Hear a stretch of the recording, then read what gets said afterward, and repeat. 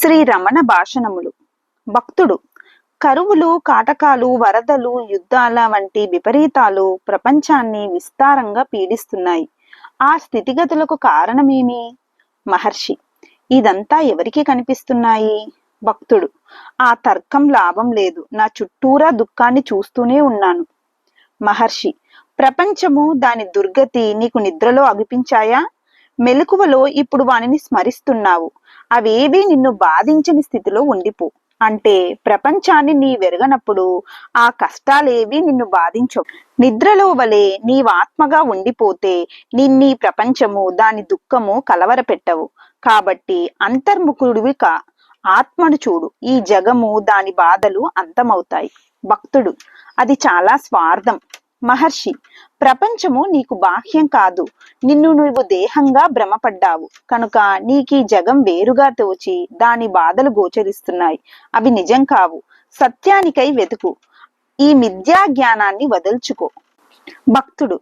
మహనీయులు, ప్రజాసేవకులు ఎందరో ఉన్నారు. కానీ వారు ఈ ప్రపంచ సమస్యలను పరిష్కరింపలేకున్నారు. మహర్షి. వారు అహం ప్రత్యయులు. వారి అశక్తత అందువల్లనే. వారు ఆత్మస్థితులే అయితే వేరే విధంగా ఉండేవారు. భక్తుడు. మహాత్ములు ఎలా సాయపడరు? మహర్షి. వారు సాయపడలేదని నీకెలా తెలుసు? బహిరంగ ఉపన్యాసాలు, శరీర కర్మలు, వస్తు ప్రదానాలు ఇవన్నీ మహాత్ముల మౌనానికి సాటి రావు. ఇతరులు చేసేదానికంటే వారు హెచ్చు సాయమే చేస్తారు.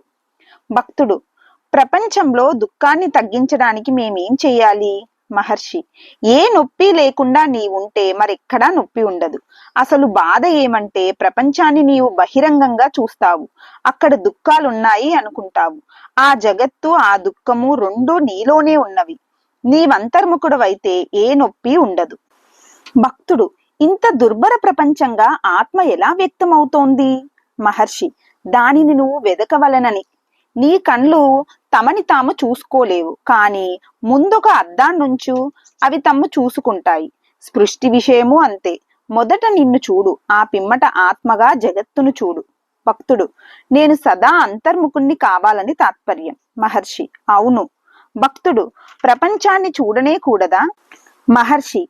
కళ్ళు మూసుకోమని ఎవరూ చెప్పడం లేదు. నిన్ను నీవు మొదట చూసుకొని ఆ తర్వాత ప్రపంచాన్ని ఆత్మగా చూడు. నిన్ను నీవు దేహం అనుకుంటే ప్రపంచం నీకు వేరుగా కనిపిస్తుంది. నీవాత్మవైతే ప్రపంచం బ్రహ్మమై నిలుస్తుంది.